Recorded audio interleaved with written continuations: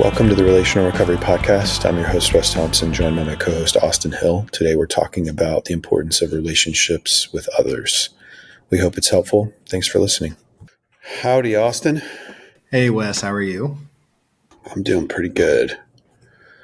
Today we're talking about relationship with others, which, as you and I both know, is vitally important to our well-being, vitally important to our efforts to stay healthy.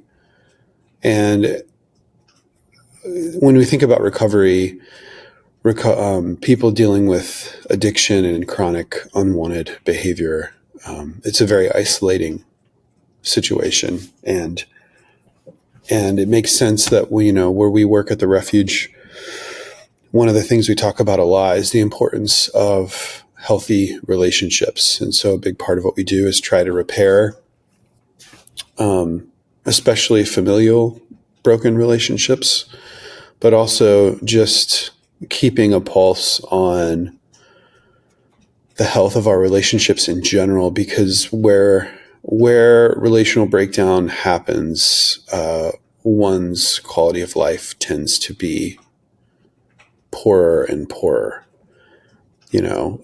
As our mentors, Jim and Rich, have said many times, the quality of someone's life depends on the quality of their relationships, which is better said than what I just said. But basically, when our relationships suffer, life tends to be rough. I think a couple of things come to mind. You in our last podcast, you quoted Mark 12, where Jesus was asked about the greatest. What's the greatest commandment in Jesus' day? The religious leaders were asking him this question, and he says, and I quote from Mark 12:30, love the Lord your God with all your heart, with all your soul, with all your mind, with all your strength. And second to this, love your neighbor as yourself. And so, Jesus emphasizes relationality and the importance of connection. From a Christian worldview, God's always existed in sacrificial, loving, giving and receiving relationships. If anyone's heard of the Trinity, that's what it alludes to. People might wonder what's the significance of God being Father, Son, and Spirit, and being one. It may sound difficult to understand, but the biggest takeaway from that is that God has always existed in loving relationships. God is not isolated, alone, narcissistic. God is loving and has existed in loving relationships for all of eternity, or for beyond our comprehension, at least. So this is really important. And I think on top of that, it's really fascinating and quite disturbing that, recently, even in our country, in America, the Surgeon General has issued a loneliness epidemic, which when I first heard that, I thought that sounded fairly strange, but it makes sense. And it's really alarming that as connected as we are, with all the resources and all the wealth and all of the ability to travel, to go, to meet with people, etc., that there's such a relational breakdown in our society that loneliness has to be called an epidemic. I'm going to quote a bit from his report. He said, "People may lack social connection in a variety of ways, though it's often illustrated in scientific research by measuring loneliness and social isolation." He writes, "Social isolation and loneliness are related, but they're not the same. Social isolation is objectively having few social relationships, social roles, group memberships, and infrequent social interaction. On the other hand, loneliness is a subjective internal state.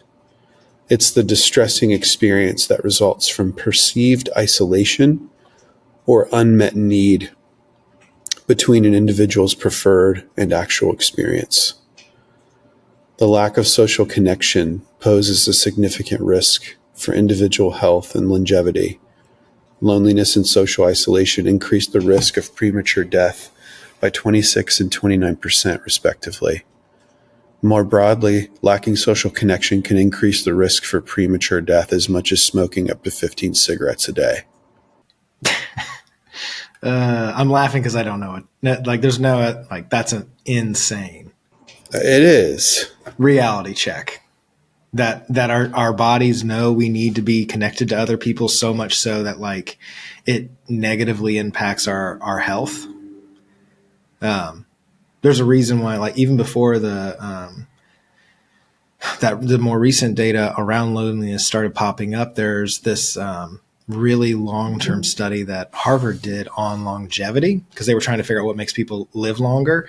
And the result they found that almost always guarantees, outside of like freak accidents and, fluke health things, is if you have a handful, like 2 or 3 close relationships, people live longer. It increases your life expectancy. It lowers your rate for chronic illnesses, like heart disease and dementia. So literally having close friends helps battle dementia, something that we have no idea how to address. It also improves our mental health. It makes you more resilient to stress, like depression, anxiety. Like, having those relationships addresses those major things. And again, it's not about I need to have 5 dozen friends. I need to have all these friends. I need to just be with people all the time. It's just having close, meaningful relationships with a few people dramatically improves your life. And then, like, and for those of you that are hearing this and being like, well, that's just, like, that seems kind of selfish. Like, why should I care? Like, why? Like, I should care about helping other people. Like, look, if you have really good friends, that's an excellent model for the people you care about most. And that's a great way to be resilient for them. Be close to those, but like those people you care about most, that can be a meaningful relationship that you have. So I think, why does this matter? Isn't just because of the health benefits that it obviously has, but having having multiple meaningful relationships. It's like we are choosing to live in the will of God a little bit more beautifully, because we are designed to be in relationship with each other. And when we're not in deep relationships with people, it just seems off. Something's not clicking. I mean, we can all think of somebody in our lives who isn't doing well. Stuff's not working out for them. And it's like I'm thinking of a handful of people right now, like 3 or 4 people that have either been someone they care about has updated me on them, or like they've reached, like, they're an alumni of the refuge, and they're living far away from here, but like family is concerned. But the biggest connection is like, man, it's always, they don't do anything. They don't have any friends. Like, that's having friends just addresses a mountain of issues. Mm-hmm. Because in order to have friends, you have to be able to, like, communicate. You have to have some type of, rhythm in your life where you want to hang out with people, where they would notice if you didn't show up. So I think this is one of those things where, if we're wanting to, like, if you're a new Christian, if you're in the refuge, or if you're a new Christian or an old Christian, because we're coming from this from a Christian background, it is one of those things where it is super simple to say, like, just have meaningful relationships. But that's how we address the biggest problems around us and the communities around us. If we're like, man, the world just seems really crazy. Do you know how to do something about it?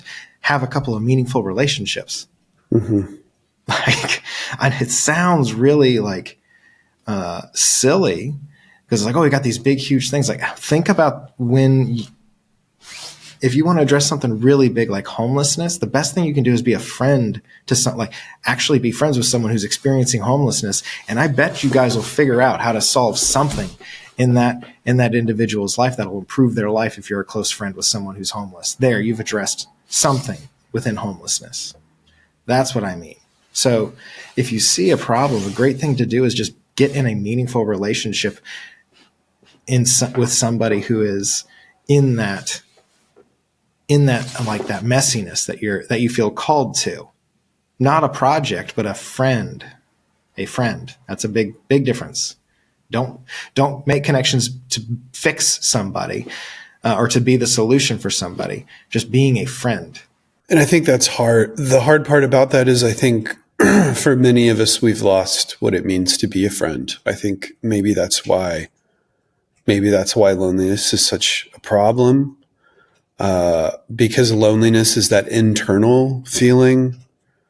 And I think if we're not in a good place, that can become a very self-preoccupied thing. I want other people to meet my needs, but as you and I both know, like healthy relationships have to be reciprocal. So it's not just about me taking from others, but also giving. Being a friend, as you said, right? Not just wanting someone to be my friend, but being a friend to other people. Yeah. It's fascinating too that,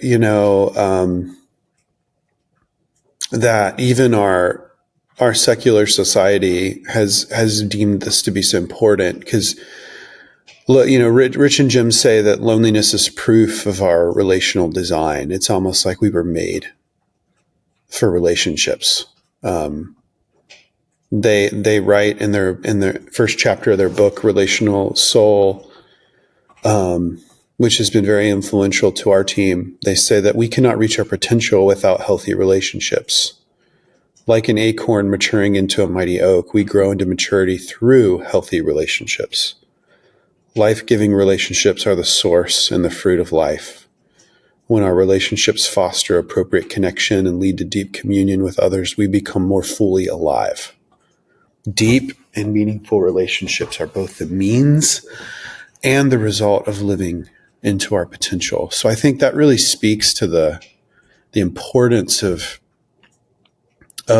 being a friend and also letting others befriend us and letting others meet our needs. So there's a lot to this. I think one of the challenges with friendships is there's a difference between being friends with someone who's like family and then being friends with someone who's not. Because as a family member, it's almost like there's like an unsaid obligation where like, hey, they're my brother, they're my child, they're like my sibling or my parent or aunt, where I have to deal with them. Like they are a needed part of my life. Friends, you're acknowledging that, it's that you're not needed, but you're wanted. And that's scarier. Yeah, that is scary. What do you think are some ways that if we're struggling with this big time, like what are some ways we can start to move in the right direction? I'm trying to think of a good like first steps. I think acknowledging that it's going to be like there's going to be a level of awkwardness at the beginning, and that this too shall pass. That fear, anxiety, awkwardness of going into a group of people that I don't know really well or at all is going to feel there'll be fear inducing, but this too shall pass. It's like one of those things where like the thing that I want is human connection. I have to get through this feeling of the possibility of rejection. In order to get deep connections, I have to push through and get beyond the fear of rejection, because it's momentary and you will be rejected. Like that's part of being in relationships. Like rejection is a part of it. So that just because you're rejected by one person or one group doesn't mean that you're rejected by everybody. So first, to me, it's acknowledging, hey, this is going to be hard, but we can do hard things. We're designed for that. So acknowledging that, but then and identifying groups where there's a shared value or shared what's it called? Shared interests. So it doesn't have to be like it doesn't have to be always serious. Like it'd be a ping pong club. It can be something fun. Whether it's, that's why sport, there's a reason why people love going to sporting events. And it's not just because of like winning and losing a competition. It's about that everybody is wearing something that's signifying they're a part of a group and they're celebrating something together.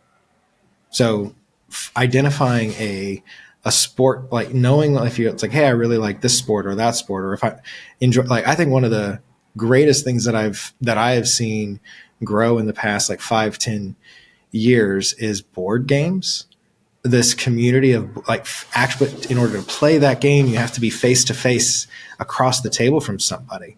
There's 2 or 3 places within, I'd say, 10 miles of my house they are board game stores, but the biggest thing, like, it gets packed at these places where I haven't gone in because I'm not good at board games. That's not something I'm gifted at. But there are always people there.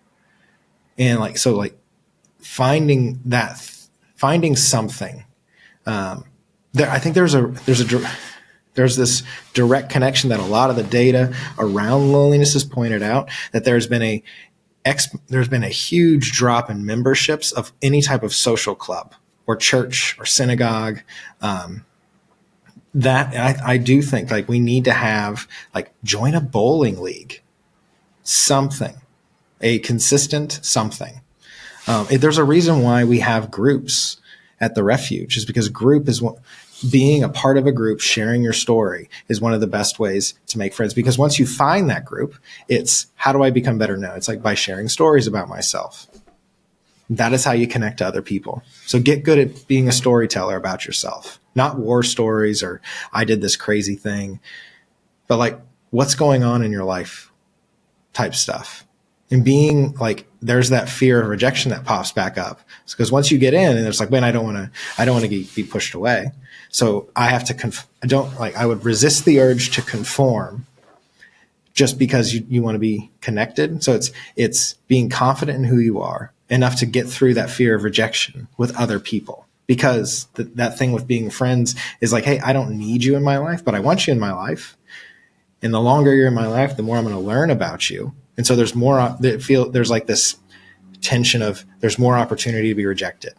So, and we have to push through those things, because what we really want and like obviously physically need is a deep connection to other people. Yeah. Listening to you, I mean, I think there's an interesting thing about this. Like you brought up rejection. I think for many folks that have gone through hard things relationally, like maybe with a parent or some like a grandparent, or like those really important early relationships, when those go awry, it erodes trust. And I think it's especially hard if you have gone through that or anything like that. I think it's good to remind yourself, okay, this might feel extra hard for me, but this is the kind of hard that's good, that will be good for me to get into. Because I think when people go through painful things, especially relational painful things, I think the brain tends to not want to go through that pain again. So we isolate. I'm not going to put myself out there because last time I did, it didn't go well. And so I don't trust that people have my best interest. And, not everybody may have your best interest, but surely everyone's not out to get you. And isolation is not going to be the key to our well-being. So rejection, I think, is a symptom of being rejected before. And like, I don't want to do that again. Social awkwardness can be a personality trait, but it also usually is a sign of I've gone through some relational pain, and I don't want to put myself out there too much and be hurt again. The point I'm trying to make is the trauma that you've experienced makes relationships harder because trust is harder. And I say that not as to give us an excuse, but to say, hey, like we need to acknowledge that. We need to face that. Maybe we need to get some counseling on our wounds and really investigate what's going on in us. But But to allow ourselves to be distanced from people is only going to further our unhelpful pain. It's only going to further that sense of loneliness and rejection.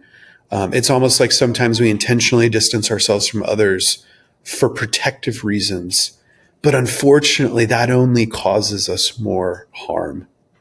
And so that's where I think trauma and pain can be like toxic, because they continually perpetuate unhealth until we decide to, and it takes a lot of courage, but we break that cycle of allowing our trauma and our pain and the relational brokenness in our lives to continue to kind of perpetuate an unhealthy pattern.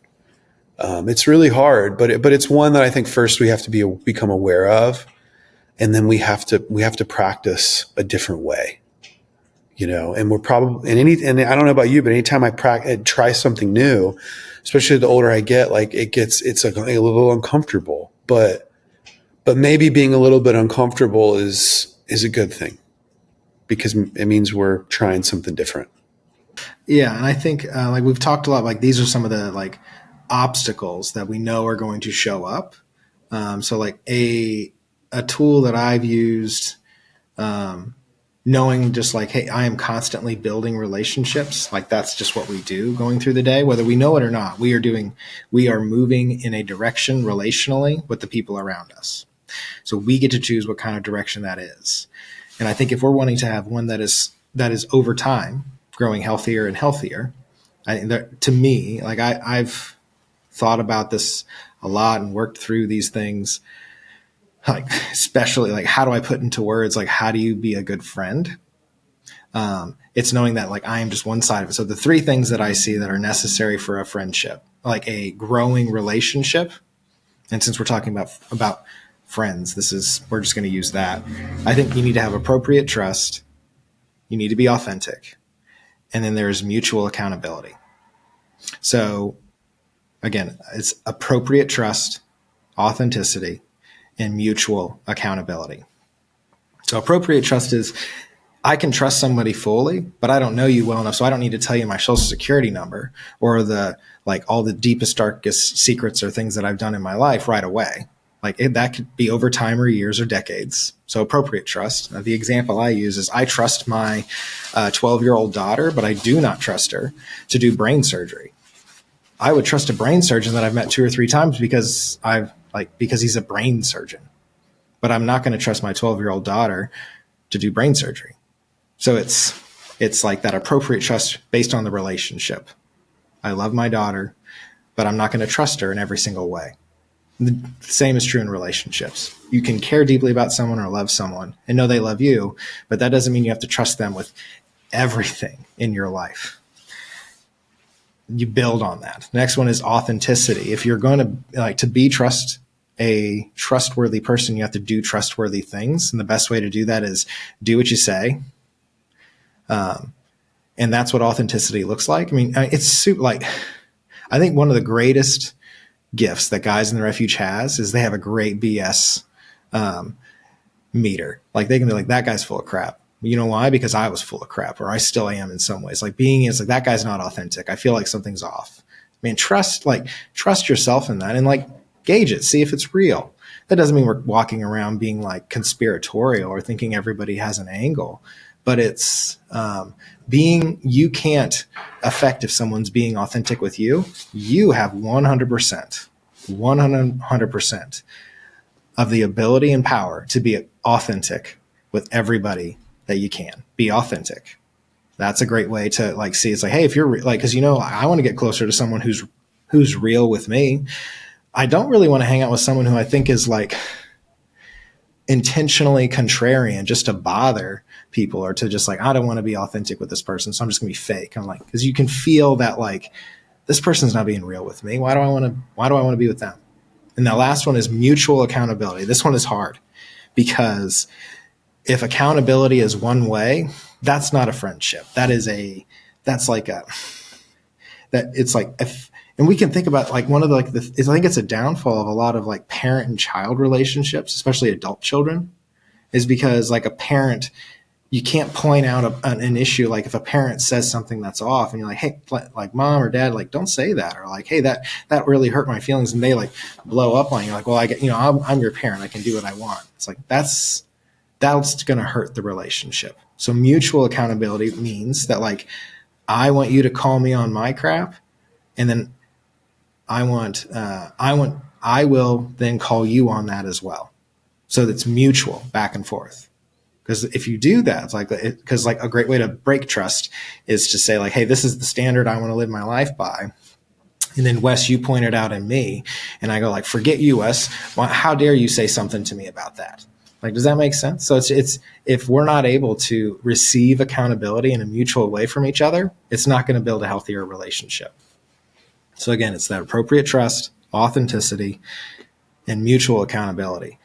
That's how you build friendships. That's how you build a relationship. And it's different and this is why people are complicated, because we are constantly doing this with everybody around us all the time. You go into a room of 5 people, you're at 5 different levels of relationship with those different people. And then like it's fascinating how we walk around the world, or how we just walk around in our day-to-day lives and almost instantaneously know where we're at in a relationship. And then when we don't, and there's a lack of clarity in where we are in a relationship, we feel that like there's a tension or like a fear around it where you're like, something's off and I don't like it. And so like our response is like, I'm going to avoid that, or I'm going to go after it. I'm going to try to get it better. So a healthy way, a healthy cycle instead of a crazy isolating cycle, is to lean into the relationships wherein it's appropriate and know that I am just one half of this relationship. I can be the healthiest person I know, but when I'm in a relationship with other people who are messed up as well, it's going to be messy. And that is a part of it. So I just said an awful lot, but yeah. No, it's good. Yeah. Practicing appropriate trust. Like we can't build relationships if we choose not to trust anybody. And I know there's some people that have made those kinds of promises to themselves. You can't trust anybody. If you believe you can't trust anybody, you're going to be in a world of hurt relationally. How's that working for you? Yeah. Like it's like, how's that working for you? That's not going to work well. Authenticity, which is very important. The only caveat I would add to that, because I think you summarized it well, is authenticity doesn't mean you have a license to be a jerk. Yes. Yes, I agree. Yeah, I used to. So good point. If you're authentically a jerk, that's not good. Like, well, this is just too authentic. Like, my dad was a jerk. My brothers are jerks. We treat each other like crap. That's authentically who I am. No, that's a place of growth for you. And I'm going to hold you accountable to not be a jerk. Mm-hmm. So yeah, thank you. That's a very good caveat. Yeah. And then mutual accountability. I mean, you nailed it on the head. And I think that one is just a good reminder that we can't become our fullest potential on our own. Like accountability just kind of introduces the idea that I need other people. Again, it's like, hey, I want to become better, but I know that I just keep defaulting back to the old behavior, and you invite other people to push you towards the things you say you want.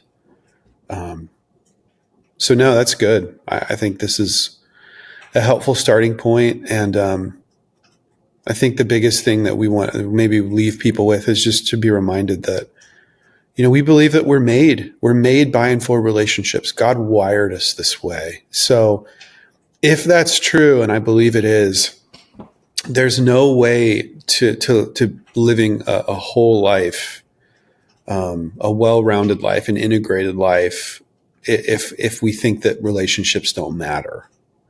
Like, we're made for this. It may be hard for you. It may be, it's hard for all of us at certain times.